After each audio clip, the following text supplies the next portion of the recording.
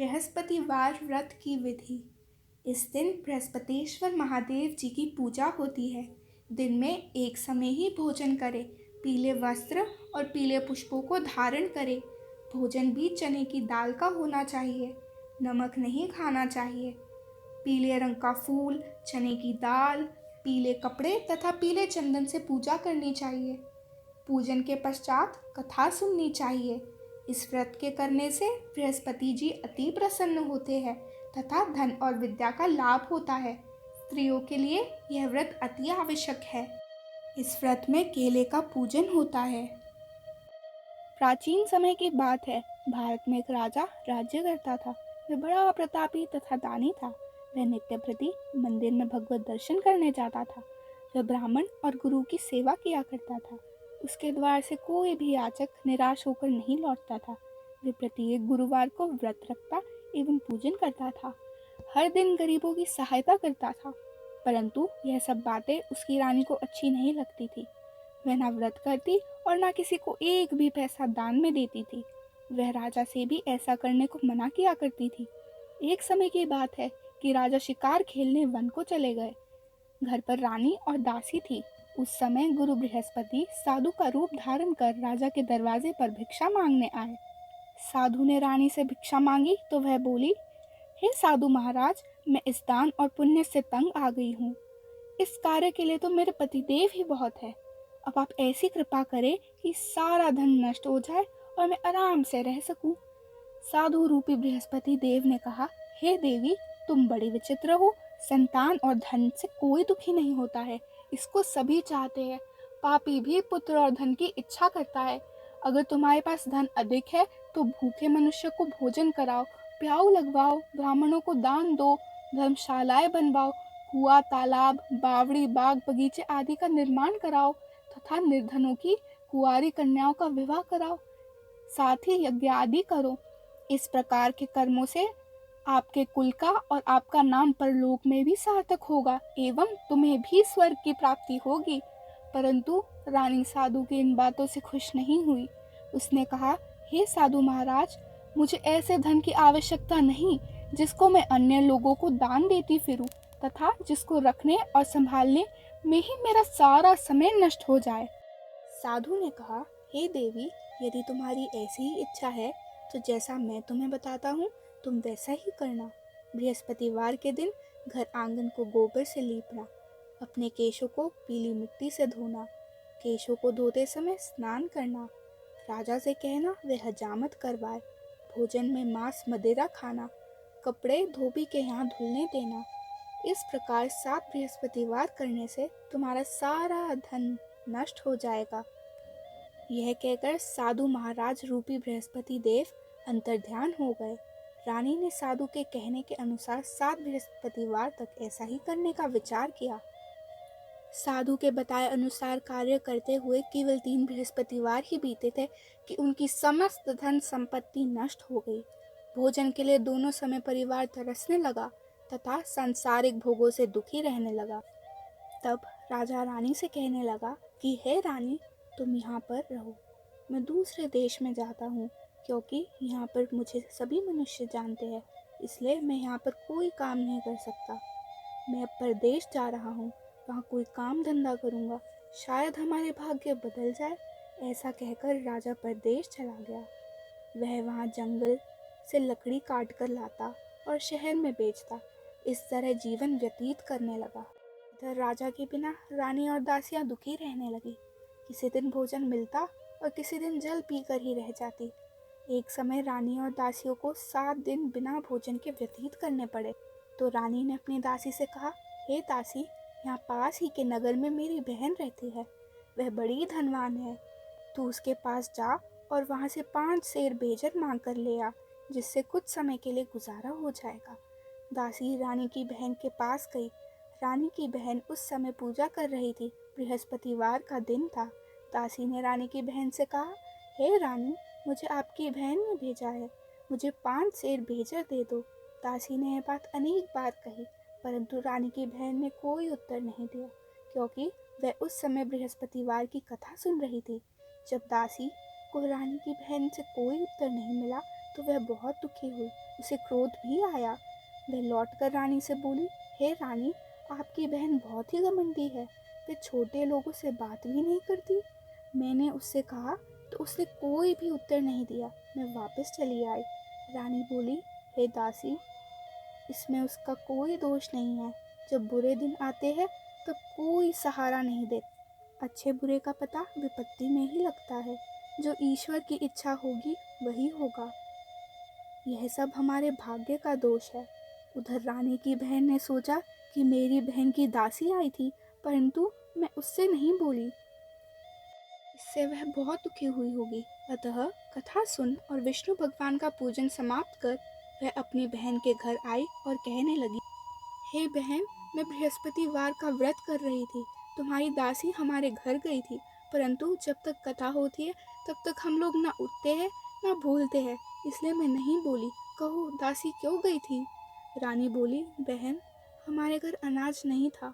वैसे तुमसे कोई बात छिपी नहीं है, इस कारण मैंने दासी को तुम्हारे पास 5 सेर बेचर लेने के लिए भेजा था।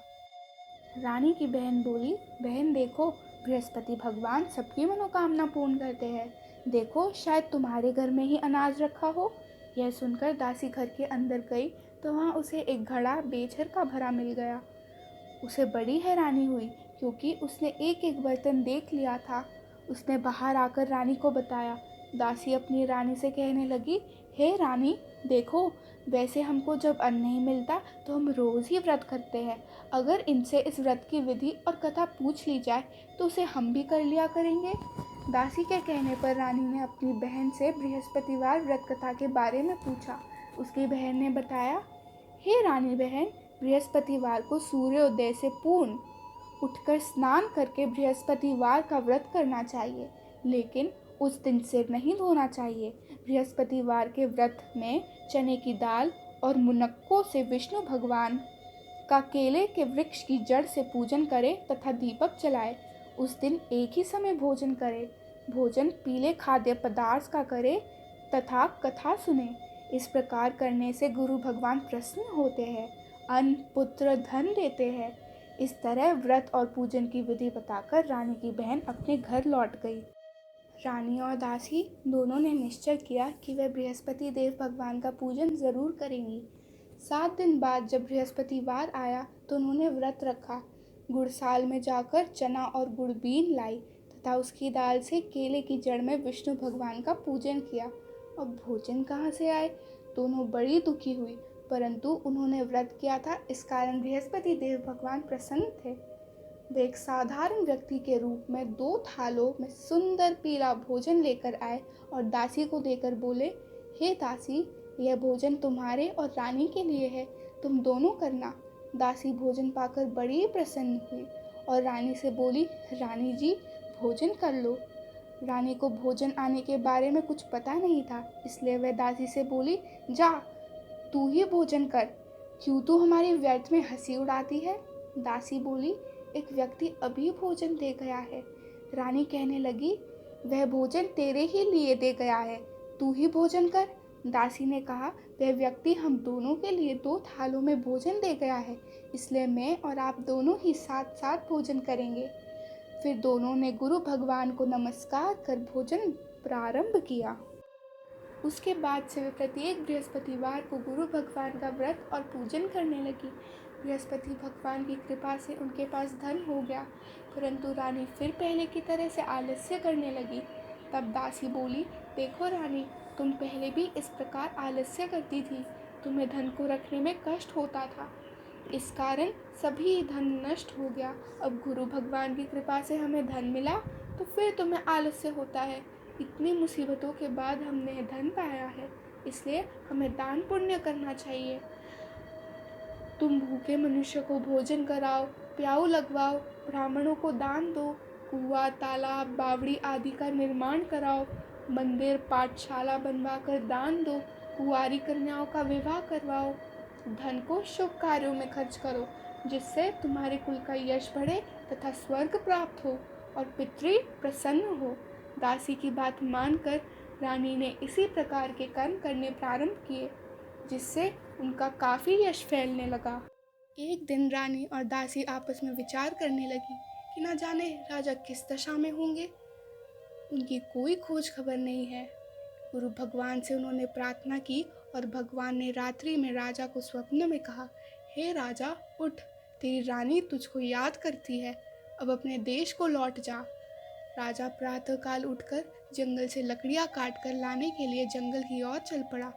जंगल से गुजरते हुए वह सोचने लगा, रानी की गलती से कितना दुख भोगना पड़ा। राजपाट छोड़कर उसे जंगल में आकर रहना पड़ा। जंगल से लकड़ियां काटकर उन्हें बेचकर गुजारा करना पड़ा।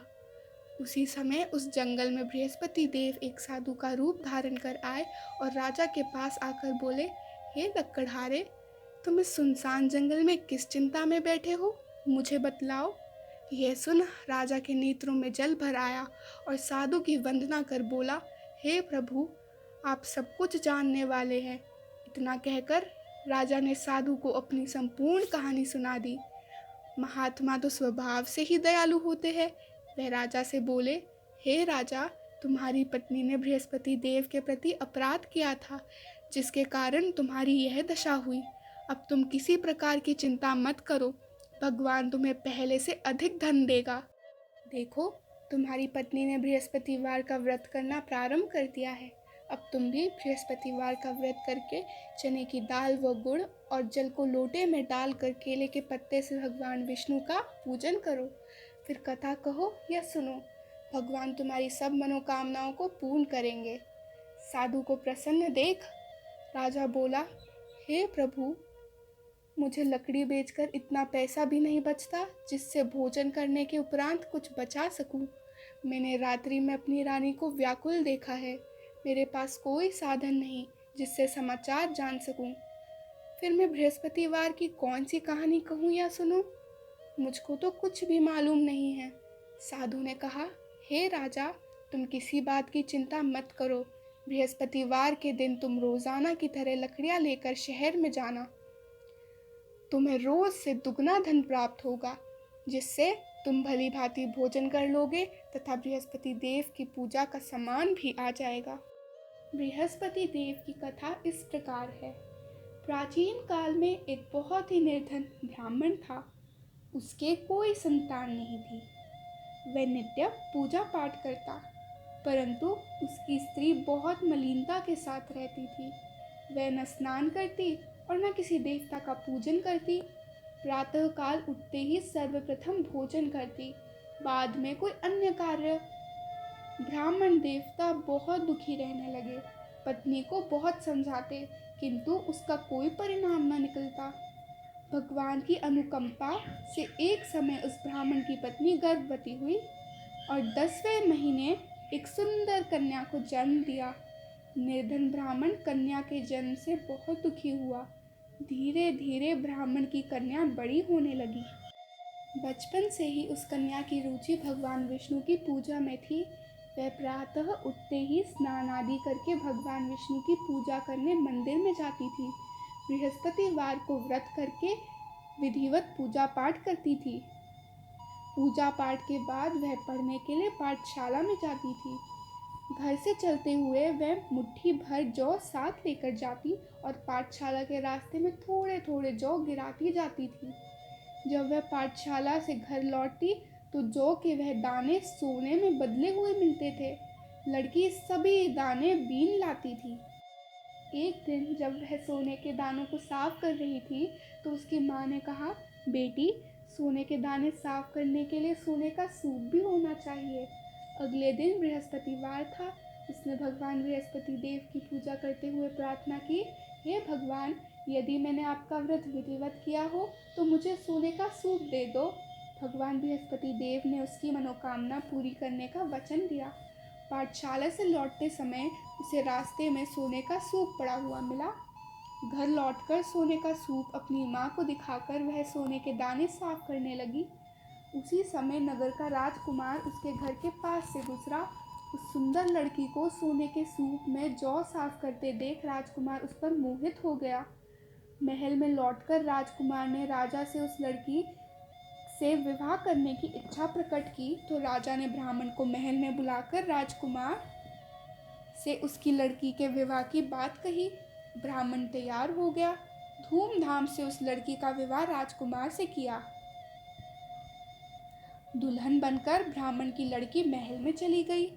लड़की के चले जाने से ब्राह्मण फिर निर्धन हो गया। उसे कई कई दिन भोजन भी नहीं मिलता था। बहुत दुखी होकर ब्राह्मण एक दिन अपनी लड़की के पास गया। अपने पिता से निर्धनता का समाचार सुनकर उसे बहुत सा धन देकर पिता को विदा कर दिया। उस धन से ब्राह्मण के कुछ दिन तो आराम से गुजर गए, लेकिन जल्दी ही फिर भूखे मरने की हालत हो गई।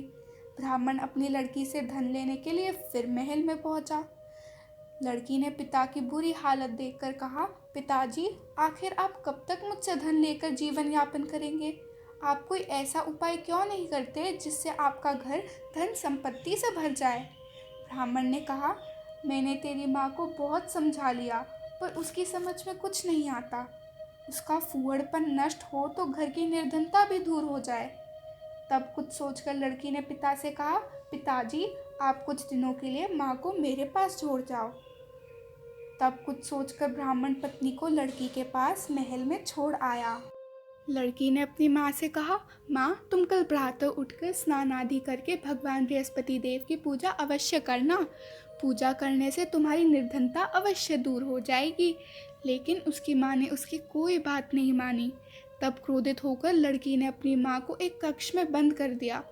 सूर्योदय के समय माँ को उठाकर जबरदस्ती उसे स्नान कराया और फिर मंदिर में ले जाकर भगवान बृहस्पति देव की पूजा कराई। कुछ दिनों तक ऐसा करने से माँ की बुद्धि में परिवर्तन हुआ और वह स्वयं बृहस्पतिवार का व्रत रखने लगी। उसके व्रत रखने से ब्राह्मण के घर में भगवान विष्णु की अनुकंपा से धन की वर्षा होने लगी। दोनों पति पत्नी धन संपत्ति पाकर आनंद पूर्वक जीवन यापन करते हुए विष्णु धाम को चले गए। लकड़हारा बने राजा ने उन साधु से भगवान बृहस्पति देव की यह कथा सुनकर बृहस्पतिवार का व्रत करके भगवान विष्णु की पूजा की। उस दिन से उसके सभी कलेश दूर हो गए। लेकिन अगले बृहस्पतिवार को कामकाज में अधिक व्यस्त रहने के कारण उसने भगवान बृहस्पति देव जी का व्रत नहीं किया। भगवान बृहस्पति देव लकड़हारे से क्रोधित हो गए और उसे भूल की सजा दी। उस दिन नगर के राजा ने नगर में घोषणा करके सबको सूचित किया, प्रत्येक नागरिक मेरे महल में भोजन करने आए। जो नहीं आएगा उसे अपराधी मानकर भारी दंड दिया जाएगा। लकड़हारा बने राजा ने उस नगर के राजा की घोषणा तो सुनी, लेकिन जंगल से लकड़ी काटकर लाने और उन्हें बेचने में देर हो जाने के कारण वह समय पर महल में भोजन करने नहीं जा सका। अतः राजा के सैनिक लकड़हारे को पकड़कर महल में ले गए। राजा ने उसे महल के एक कक्ष में बिठाकर भोजन कराया। उस कक्ष में एक खूंटी पर रानी का सोने का हार लटका हुआ था। लकड़हारा अकेला उस कक्ष में भोजन कर रहा था। तभी उसने एक आश्चर्यजनक घटना घटती देखी। देखते ही देखते वह खूंटी हार को निकल गई। थोड़ी देर के बाद राजा ने हार को गायब देखा तो लकड़हारे को कारावास में डलवा दिया। लकड़हारा मन ही मन अपने भाग्य को कोसने लगा। तभी उसे जंगल में मिले साधु का स्मरण हो आया। थोड़ी देर में भगवान बृहस्पति देव सन्यासी के रूप में उसके सामने प्रकट हुए और कहा, हे लकड़हारे, तूने भगवान बृहस्पति देव की पूजा नहीं की, इसी कारण तुम्हें कष्ट हुआ है। लेकिन अब चिंता मत करो, बृहस्पतिवार के दिन कारागार के दरवाजे पर तुम्हें कुछ पैसे पड़े हुए मिलेंगे। उन पैसों से भगवान बृहस्पति देव का व्रत करके उनकी पूजा करोगे तो तुम्हारे सब दुख नष्ट हो जाएंगे। बृहस्पतिवार के दिन दरवाजे पर पड़े मिले पैसों से चने और गुड़ मंगाकर लकड़हारे ने बृहस्पतिवार की कथा कही तो भगवान बृहस्पति देव ने प्रसन्न होकर उस नगर के राजा को स्वप्न में लकड़हारे को कारागार से मुक्त करने को कहा। सुबह राजा ने अपने कक्ष में आकर देखा तो खूंटी पर रानी का हार टंगा हुआ था।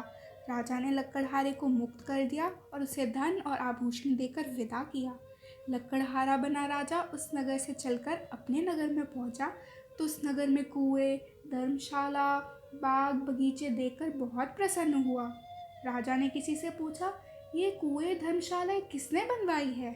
सबने उसे बताया कि ये सब रानी और उनकी दासी ने बनवाए हैं।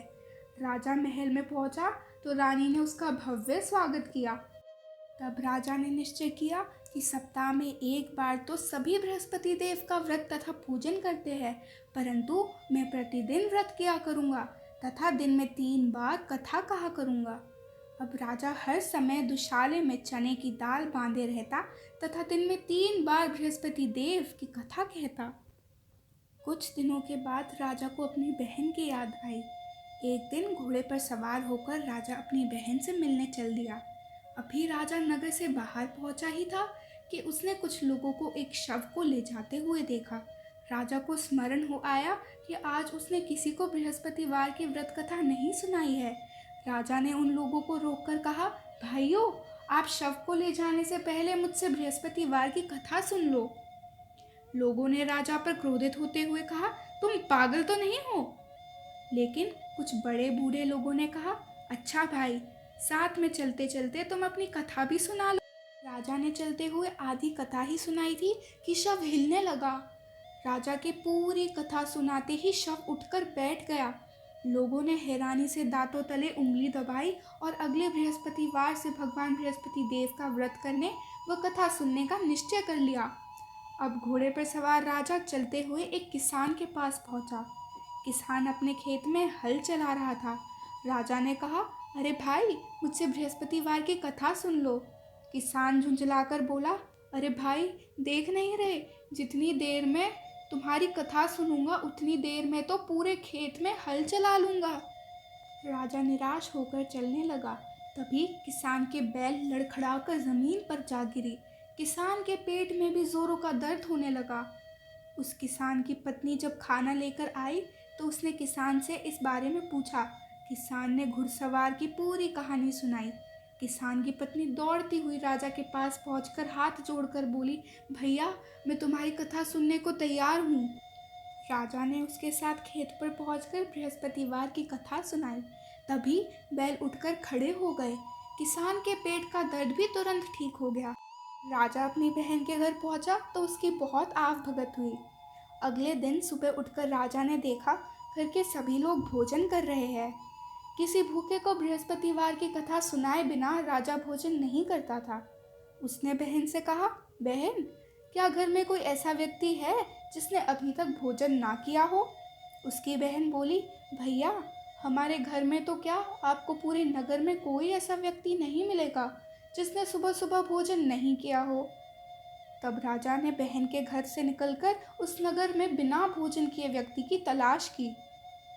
एक गडरिये के घर में उसका बेटा बीमार होने के कारण भूखा रह गया था। राजा ने उसको जाकर बृहस्पतिवार की कथा सुनाई। कथा सुनते सुनते गडरिये का बीमार बेटा बिल्कुल ठीक हो गया। सबने राजा की बहुत प्रशंसा की। एक दिन राजा ने अपनी बहन से कहा, बहन, अब हम अपने घर जाना चाहते हैं, तुम भी हमारे साथ चलो, कुछ दिन वहाँ रहकर लौट आना। राजा की बहन ने अपनी सास से पूछा तो सास ने ताने देते हुए कहा, बहू, मायके जाना हो तो अकेले जाना, मेरे पोतों को नहीं ले जाना। तुम्हारे भाई की कोई संतान नहीं है, कहीं तुम्हारी भाभी मेरे पोतों पर कोई जादू टोना ना कर दे। दूसरे कक्ष में बहन की सास की बातें सुनकर राजा दुखी मन से अकेला ही अपने नगर को लौट गया। रानी ने राजा से कहा, आप तो अपनी बहन को साथ लाने की बात कहकर गए थे, फिर बहन को साथ क्यों नहीं लाए? तब राजा ने दुखी होकर कहा, रानी, हम निसंतान हैं, इसलिए कोई हमारे घर आना पसंद नहीं करता। रानी ने राजा को समझाया, हे प्राणनाथ, हमें बृहस्पति देव ने सब कुछ दिया है, अब भगवान बृहस्पति देव हमें संतान भी अवश्य देंगे। बृहस्पतिवार को विधिवत व्रत करते हुए राजा रानी ने भगवान बृहस्पति देव से संतान के लिए प्रार्थना की। कुछ दिनों के बाद उन्होंने स्वप्न में दर्शन देते हुए कहा, हे राजन, तेरी मनोकामना अवश्य पूरी होगी। 1 सप्ताह बाद ही रानी गर्भवती हो गई। 10वें महीने रानी ने एक सुंदर पुत्र को जन्म दिया। राजा रानी जीवन पर्यंत बृहस्पतिवार का व्रत करते रहे। उनके घर में धन की वर्षा होती रही। इस तरह आनंद पूर्वक जीवन यापन करते हुए राजा रानी भगवान बृहस्पति देव की अनुकंपा से मोक्ष को प्राप्त करते हुए सीधा बैकुंठ धाम पहुँच गए। बृहस्पतिवार को विधिवत व्रत करके जो स्त्री पुरुष भगवान विष्णु की पूजा करते हैं, भगवान उनकी सभी मनोकामनाएं पूरी करते हैं।